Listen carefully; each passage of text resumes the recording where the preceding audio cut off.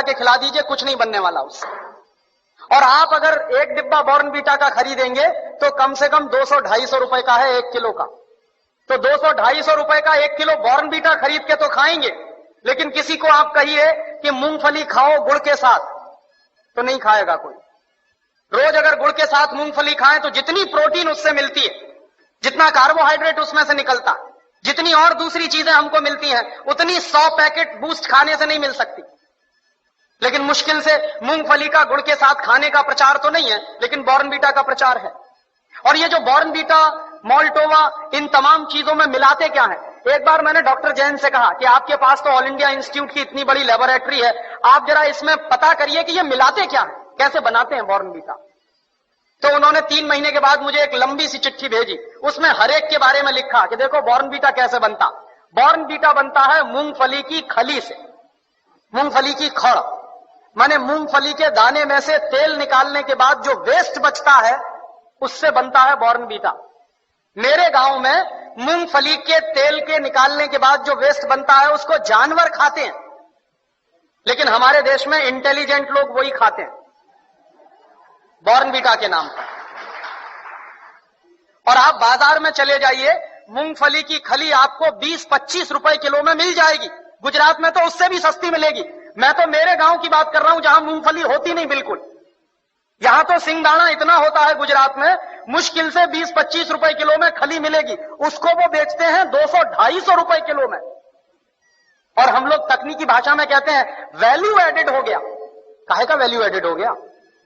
जेब काट ली आपकी और आप कह रहे हैं वैल्यू एडेड हो गया। उन्हीं डॉक्टर जैन साहब ने मुझे बताया कि हॉर्लिक्स में क्या है, कुछ नहीं है, जौ का सत्तू और चने का सत्तू। बिहार में उसको हम लोग कहते हैं सत्तू, अंग्रेजी में कहते हैं हॉर्लिक्स। अब किसी से आप पूछिए कि सत्तू खाओगे, कहेगा क्या फालतू की बात कर रहे हैं आप। और पूछिए हॉर्लिक्स खाओगे, हाँ हाँ खाएंगे। क्यों खाएंगे? क्योंकि अंग्रेजी का नाम है और बड़ा भारी नाम है हॉर्लिक्स। कहने में लगता है कि हाँ कुछ इंपोर्टेड जैसी चीज है। उसमें कंटेंट क्या है? कुछ नहीं। उस पर लिखा हुआ है साफ साफ, इट इज मॉल्टेड। मॉल्ट माने ही होता है जौ का सत्तू। जौ का सत्तू बाजार से खरीद लीजिए, चने का सत्तू बाजार से खरीद लीजिए, 20-25-30 रुपए किलो में मिलेगा। लेकिन हॉर्लिक्स खरीदिए तो 160 रुपए में 1 किलो मिलेगा। और ये जितने हेल्थ टॉनिक्स बिक रहे हैं, इनमें से किसी से भी 1 पैसे की हेल्थ नहीं आती। लेकिन हिंदुस्तान की क्या बर्बादी है, हर साल हम 1000 करोड़ रुपए के हेल्थ टॉनिक्स खाते हैं इस देश में। हर साल 1 पैसे भी हेल्थ जिससे नहीं आती, सिर्फ एक मेंटल सेटिस्फैक्शन है, कोई हेल्थ नहीं है उससे। लेकिन 1000 करोड़ रुपए के हेल्थ टॉनिक्स इस देश में बिक जाते। क्यों बिकते हैं जानते हैं? टेलीविजन पर एक इडियोटिक एडवर्टीजमेंट आता, एक छोटा सा बच्चा कूदते हुए आता, कहता I am a Complan boy. तो एक छोटी बच्ची कहती है I am a Complan girl. इसका माने क्या है? मैं कॉम्प्लॉन का बेटा हूं। और बच्ची कह रही है मैं कॉम्प्लॉन की बेटी हूं। और कॉम्प्लॉन क्या है? टिन का डिब्बा। अब आप तो डॉक्टर हैं, आप जरा बताइए कि टिन के डिब्बा के भी बेटा बेटी हो सकते हैं? ऐसा कोई साइंस है दुनिया में? लेकिन चल रहा है सारे देश में। इसलिए बिक रहा है कॉम्प्लॉन, इसलिए बिक रहा है बॉर्नवीटा। और उसका नाम है तेंदुलकर।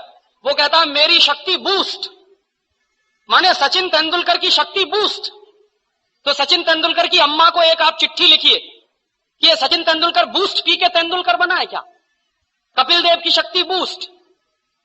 कोई भी खिलाड़ी बूस्ट खा के खिलाड़ी नहीं बन सकता।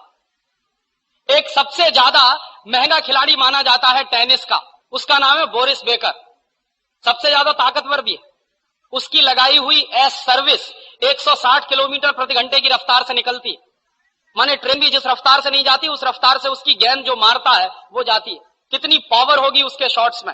और आप कभी भी बोरिस बेकर को देखिए, खेल जब भी रुकता है 5 मिनट के लिए, 2 मिनट के लिए, बैग में से केला निकाल निकाल के खाता रहता हमेशा। तो बोरिस बेकर को शक्ति मिलती है केला खा के। तेंदुलकर कहते हैं कि हमको शक्ति मिलती है बूस्ट खा के। केले में जितनी शक्ति है दुनिया के किसी भी हेल्थ टॉनिक में हो नहीं सकती। लेकिन दुर्भाग्य क्या है कि इन चीजों का प्रचार इस देश की जनता में ना के बराबर है। और इस देश की जनता जो है एक अजीब तरह की पेसिमिज्म में जिंदा है। कैसे जिंदा है साहब? शहर में बूस्ट खिलाते हैं तो गांव के